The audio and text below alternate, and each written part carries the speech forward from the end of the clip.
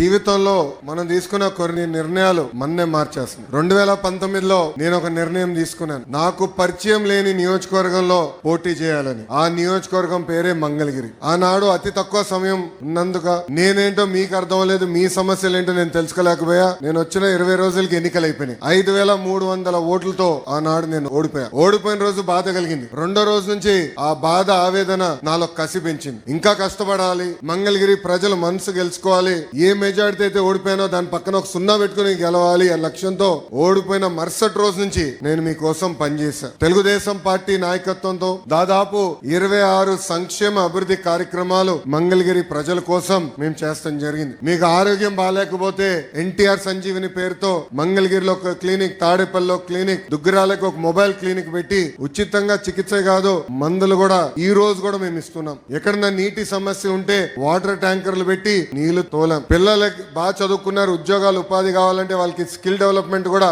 ఆనాడు మేము చేశాం. ఇంకా ఇంట్లో పెళ్లి జరిగితే నేను రాలేకపోతే స్వయంగా బట్టలు కూడా పెడతాం జరిగింది. నిరుపేద కుటుంబాలు సొంత కాలుపై నిలబడాలన్న ఆలోచనతో తోపుడు బండ్లు ఇచ్చాం. మహిళలకి ఆర్థిక స్వాతంత్రం రావాలని కుట్టు మెషినే కాదు ట్రైనింగ్ మరి ఇచ్చి కుట్టు మెషిన్ అందజేసి ఈ రోజు వాళ్ళ పని కూడా మేము కల్పిస్తున్నాం. కోవిడ్ వస్తే ప్రభుత్వం అని మర్చిపోయింది కానీ ఆనాడు నేను మర్చిపోలేదు. ఆక్సిజన్ గాని మందులు గాని అమెరికా డాక్టర్ల ద్వారా ఆన్లైన్ లో చికిత్స కూడా అందజేశాం. అవసరమైన మందులు ఇచ్చాం. ఇట్లా 26 సంక్షేమ అభివృద్ధి కార్యక్రమాలు మంగళగిరి ప్రజలకి నేను చేశాను. అది మీరు చూసి మొన్న జరిగిన ఎన్నికల్లో అందరికి దిమ్మ తిరిగే విధంగా 91,000 మెజార్టీ నన్ను గెలిపించి మీరు నన్ను శాసనసభకు పంపించారు. ఈ వీడియో నచ్చితే లైక్ చేయండి. అలాగే మా ఛానల్ ని ఫస్ట్ టైం కనుక చూస్తున్నట్టయితే ఇప్పుడే సబ్స్క్రైబ్ చేసుకుని పక్కనే ఉన్న గంట సింబల్ ని యాక్టివేట్ చేసుకోండి. అప్పుడే మేము పెట్టే ప్రతి వీడియో మీకు నోటిఫికేషన్ గా వస్తుంది. అలాగే ఈ వీడియో పూర్తిగా చూసినందుకు ధన్యవాదాలు.